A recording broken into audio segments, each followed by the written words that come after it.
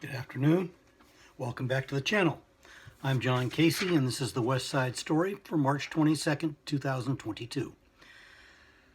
If you like what you see, please click the like button. If you want to see more, please click subscribe. Nothing really of interest in the crime report this week. A few domestic violence issues and a few failures to appear. Domestic violence doesn't seem to have gone down any since the end of the pandemic. I was kind of hoping it would. Friends at the library continue to produce myriad programs. Very exciting stuff, so go check out their website. And kind of the fact check, or kind of the community issue, I want to talk about tonight's city council meeting. And backing up a step, the city council is elected from the community to serve the community's needs. It's not the other way around. They aren't here to tell us what to do. We're here to tell them what to do. If you live near me, the representative on the city council is actually Kevin Park.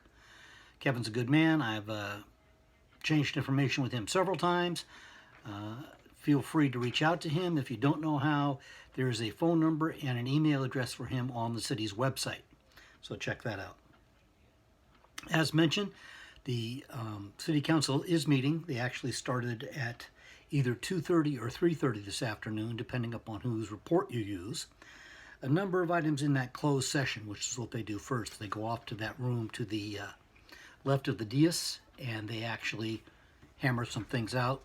That's perfectly legal, and it's covered by the Brown Act.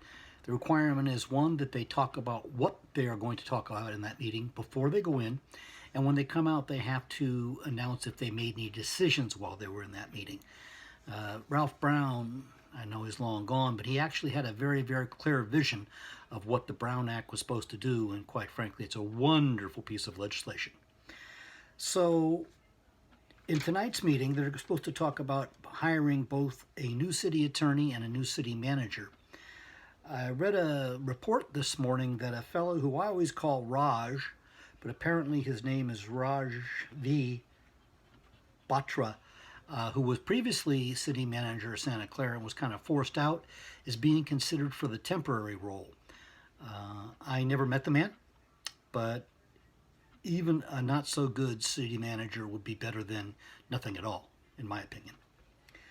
They're also going to discuss dismissing another employee.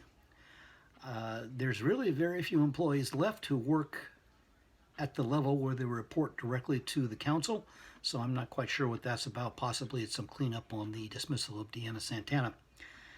And they have to review the progress in 2 lawsuits that have been filed against the city, both rather large number of dollars, and the city's fighting them, so they're going to have counsel in to talk about that. And as we all know, there's a number of unhappy people working for the city of Santa Clara, and there's some labor negotiations that are going to be discussed in that closed session also. About 7:30, they're going to go into open session, which is one on Facebook. It's also on the city's channel, and I think it's even on Instagram now. They make it large strides towards making this publicly available. First item, and I thought this was kind of funny, we all know that the geese come back once a year, the Canadian snow geese, and they're a federally protected species, and they poop all over the place. It's ridiculous. So one of the presentations tonight is the Goose Management Report. In the past, they actually placed pictures of coyotes in the Central Park area, the idea there being that the coyote is a natural predator on the geese, and they would stay away. The other thing they did was to play the sound of a goose in distress, and that will make the other geese run away. They figure, well, you know, they're kicking his butt, what are they going to do to me? But there's a few other things on the agenda that I think are equally, if not more important. Our electricity comes to us through substations. The city sets up an area where they have transformers and the ability to get the electricity from large and break it down into the individual 120 volts we plug into the wall. There's one of those over on Stender Avenue, and it's got to be replaced. So the city is writing out 3 contracts for a total of $27 million to get this project underway. That project's already been designed. That's just $27 million to build it. In addition, those of us who've been through there know that the intersection of the Great America Parkway and Tasman can be very problematic. They're spending $158,000 to hire a firm to write a plan of how to fix it. $158,000.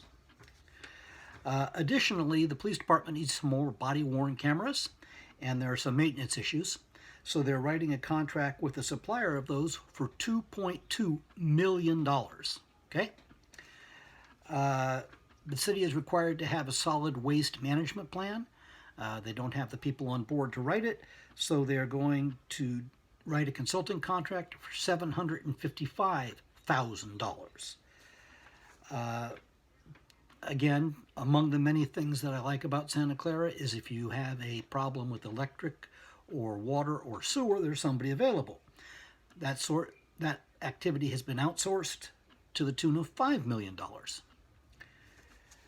They're also going to discuss openings on boards or commissions. I think I've shared with most of you that I serve on Santa Clara Civil Service Commission. It's a great way to have impact on the city, not only civil service, planning, historical landmark, cultural. All those commissions serve a good purpose. So check out the city's website. They're actually looking for quite a few people. And then there's going to be a whole follow-on meeting taking place tonight, but following on, talking about items on the stadium, and we could go on for several hours for that. The reason I gave the cost of many of the items we're talking about tonight is cities operate from two budgets. One is called the operating budget. That's nuts, bolts, salaries, benefits, all of those things. That's called operating. Secondarily, there is a capital improvement budget. That's where things like hiring consultants to lay out plans and buying buildings, building parks, many of those things come out of that. But it's still a lot of money. And sometimes people say, well, gee, they fixed the pension thing. Well, no, they didn't. They kicked the ball down the road another block. But that's still looming out there. And the budget shortfall is still projected to be $16 million. I tell you all that because some people say, John, why do you waste your time on this? Well, I don't think it's a waste of time because these people aren't playing around with chump change. They're playing around with how the city's going to look and a lot of money to make it look that way. And I've said many times, I'm not on the side of either of the power blocks down there. I am on the side of keeping good, reliable utilities, good and effective police and fire support, keeping the roads paved, the library open and expanding, and those things that really matter, not the rest of these things. In any case, that's the report for today. If you liked it, please click the like button. Comments are always welcome. And thank you for watching. Please stay safe.